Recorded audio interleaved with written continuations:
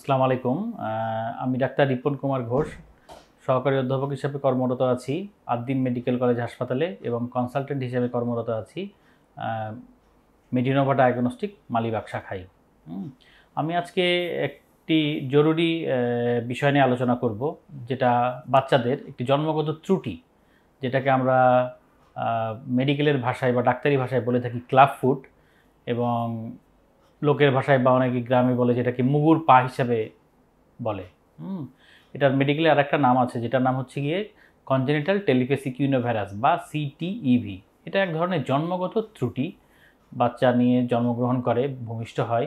এটার ম্যাক্সিমাম কারণ, অধিকাংশ কারণেই অজানা। তবে যেসব কারণ জানা যায় তার মধ্যে হচ্ছে গিয়ে মা যদি ছোট হয়, অনেক সময় হাইট যদি কম হয়, মায়ের পেটের পানি যদি কমে যায়, যেটাকে আমরা বলি অলিগোহাইড্রোমিনাস, যদি যমজ বাচ্চা থাকে পেটে, পেটে যদি কোনো টিউমার থাকে, তাহলে বাচ্চার পাটা জন্মগতভাবেই পাটা একটু ভিতরের দিকে বেঁকে সে জন্মগ্রহণ করে। ইউজুয়ালি আমাদের পাটা থাকে সোজা, কিন্তু এই বাচ্চাদের পাটা থাকে ভিতরের দিকে বাঁকানো, যেটাকে আমরা বলি ক্লাব ফুট।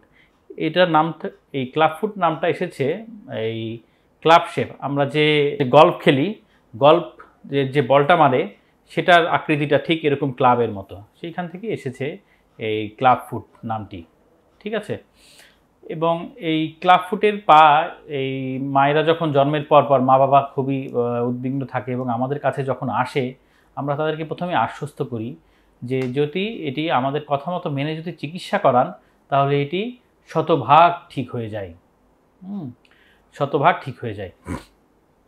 এই শতভাগ যে ঠিক হয়ে যায়, এটি একটি লম্বা সময় ধরে এটা চিকিৎসা করতে হয়।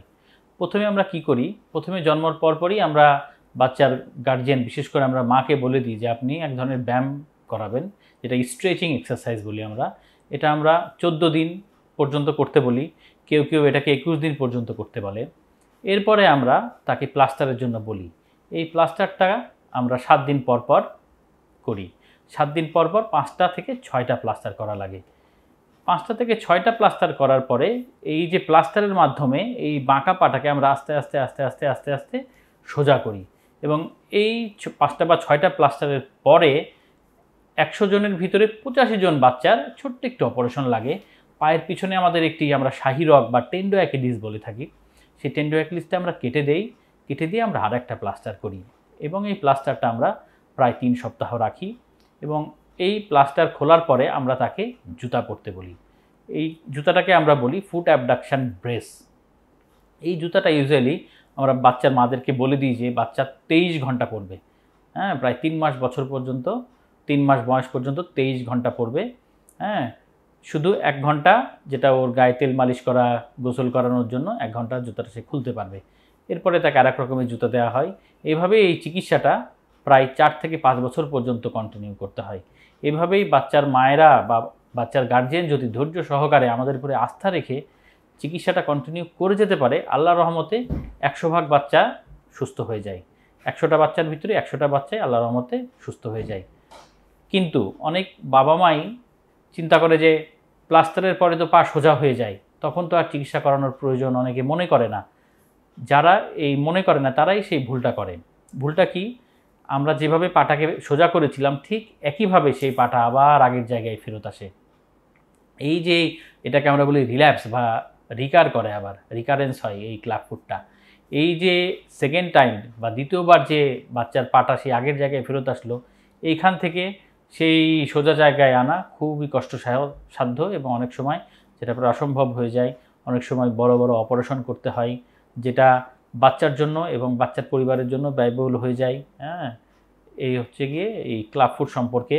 তো রোগীর গার্জিয়ান বা প্যারেন্টসদের কাছে আমার এটাই অনুরোধ, ক্লাব ফুটের বাচ্চা বা মুগুর পায়ের বাচ্চা দেখলে আপনারা ভয় পাবেন না, কোনো বিশেষজ্ঞ অর্থোপেডিক সার্জনের কাছে নিয়ে আসবেন এবং এটি 100 ভাগ ভালো হয়ে যায়। এবং এটার জন্য ম্যাক্সিমামই প্লাস্টারের মাধ্যমে ভালো হয়ে যায়, কিছু কিছু বাচ্চার অপারেশন লাগে। গ্রামে অনেক ধরনের কথাবার্তা বলে যে এইটা ভালো হবে না, এই সেই হেন। অনেক সময় রুগীরা আমাদের কাছে এসে বলে যে স্যার, আমার নানি বলল যে আমার বাচ্চাটার পাটা ভালো হবে না স্যার, আমার বাচ্চাটা কি কোনোদিন হাঁটতে পারবে না।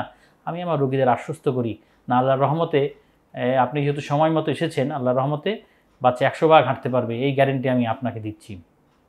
হ্যাঁ, তবে কিছু কিছু বাচ্চার এটা কারেকশন করা সম্ভব হয় না যদি বাচ্চার সাথে এই ক্লাব ফুট বা এই জন্মগত পায়ের ত্রুটির সাথে অন্যান্য অনেক সমস্যা থাকে।